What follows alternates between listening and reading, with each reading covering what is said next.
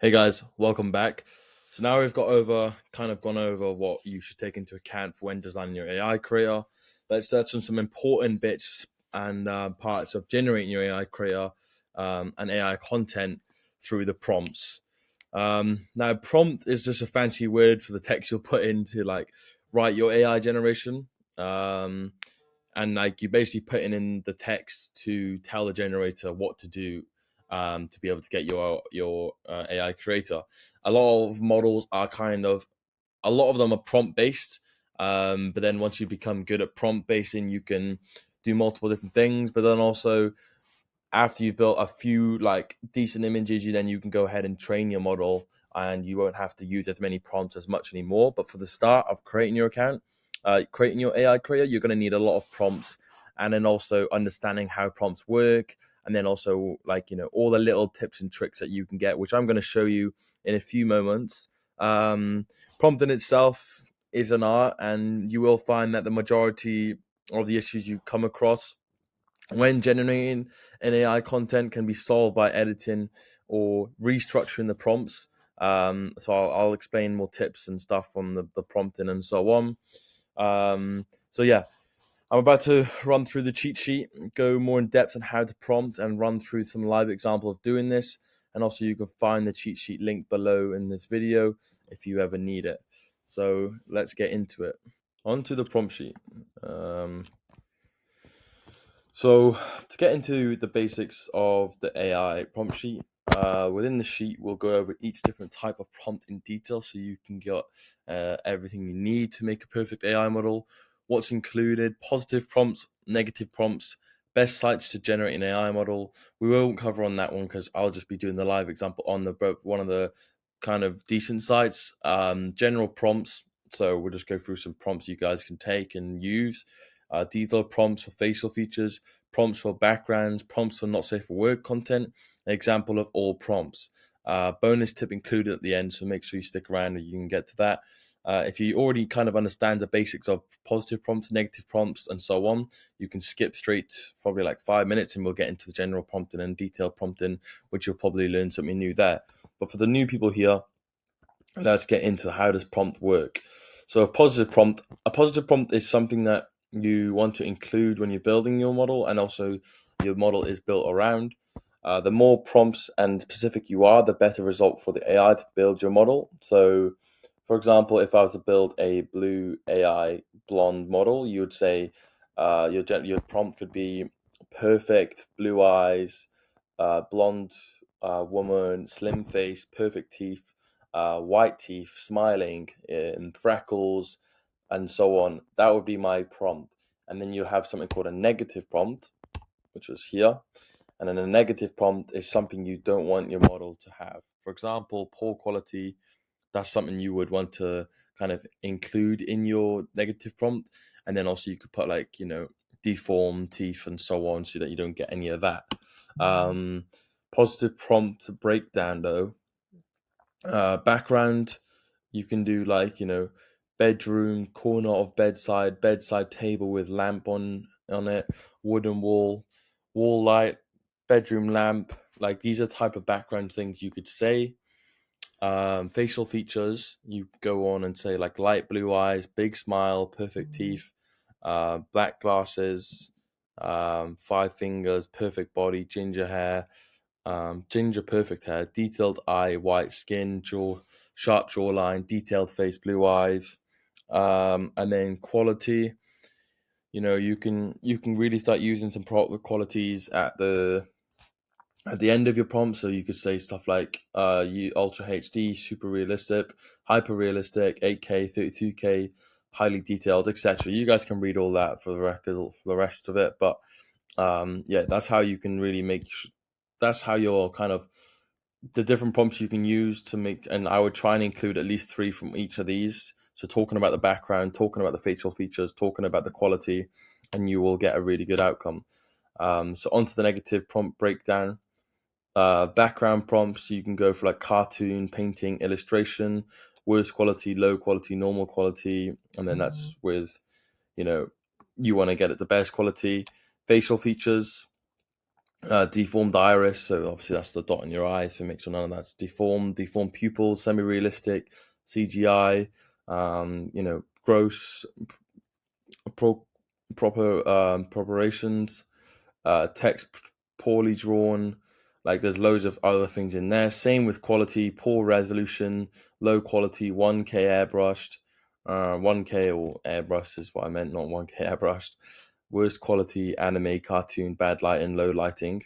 So that's kind of the breakdown. Again, I would probably have at least probably take about five in total from here. The negative prompt is probably something that you can add to, but at least you have a baseline of that. And then when you start seeing consistent errors throughout your images, you can add in the negative prompts. So all of that.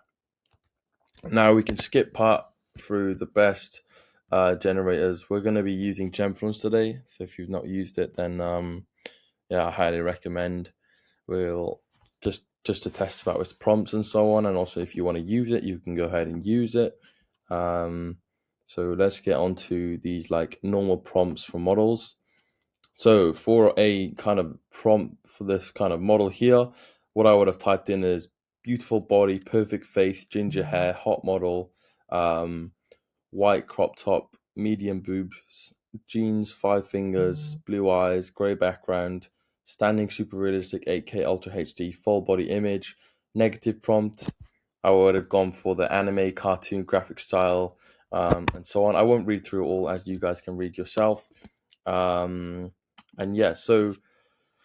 to do some live examples for this, I'm going to pull up a website, as we said, Gemfluence. If you've not used yet, I'm just going to go ahead and log in. So once you are logged in, you have your screen like this. Just go create and then click advanced. So let's test about with some of these models. They won't look exactly like this as the image above because it's built on a different generator. So this Gemfluence will give it a different outcome. So we'll just drop that in here. And then negative prompts. We could probably leave it that at default. We don't have to take this one here. We'll do portrait. Yeah, it's fine. And then we can go ahead and click generate. We should get something pretty similar looking. We can change the checkpoint here as well to epic. Try this one as well. Get 2 outcomes there. So we got something pretty similar. I wouldn't say it's the most realistic here, but let's see how this one comes out.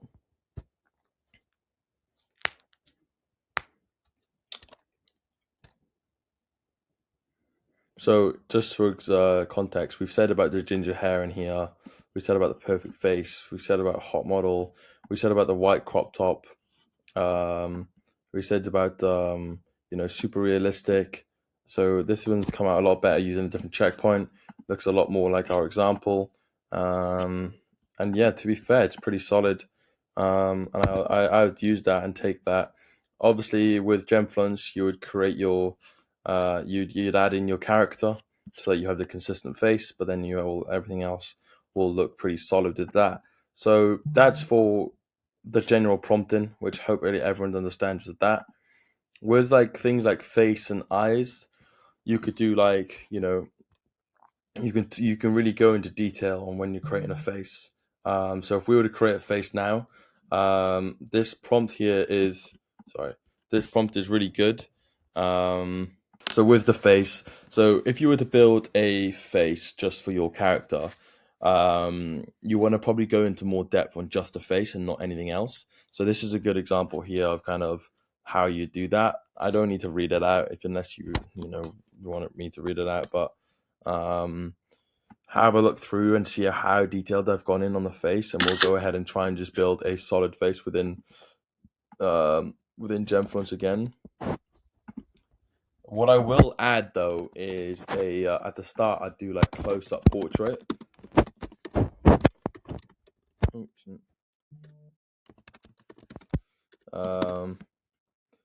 This will just help the kind of the realism, and also it will actually make it closer to the camera. So we'll do that, and then we'll do the square as well because we're just doing a face, not a body image. So we can have like an actual, I guess, professional photography face there on the face if we're building the face. And then negative prompts, like it's with Gemfluence, it comes in with built-in negative prompts, so you don't have to really change much.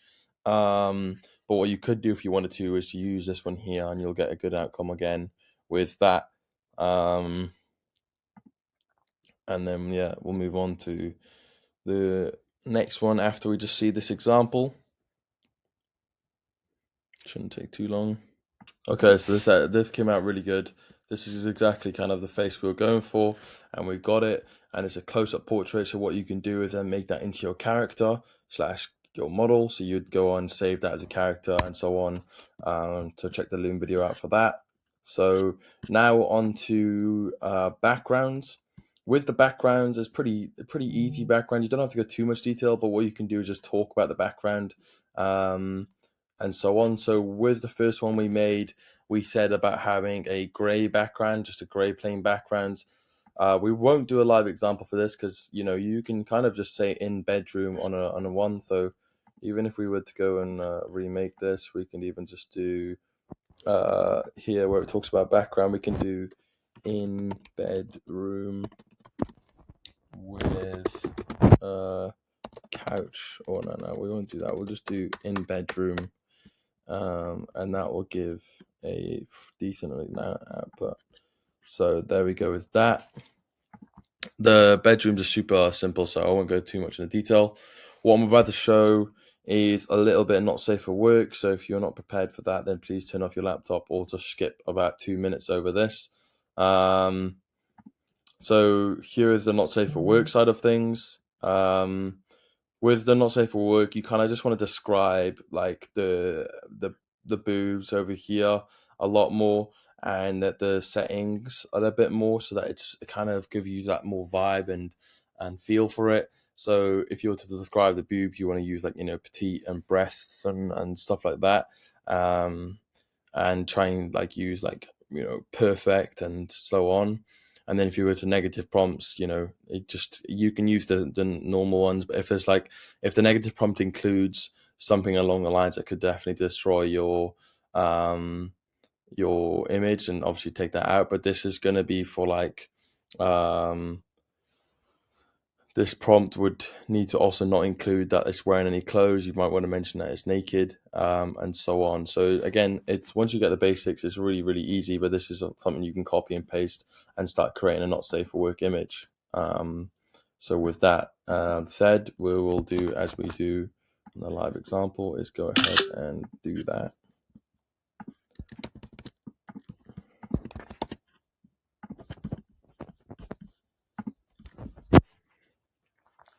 So whilst that's generating, we'll talk about all prompts.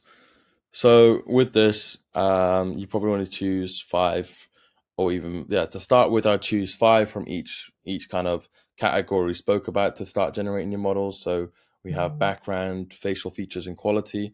2, I would say maybe even talk about the body as well, which could be another category. And as long as you choose like 3 or 4 from each one there, and I put them all into one sentence, you should be good. The one thing I will say is when you write your prompts, whatever closest to the front of the prompt is going to be prioritized to anything at the back. So, for example, if you want to make sure you're getting something at the front that's a lot more, I guess, what's the term?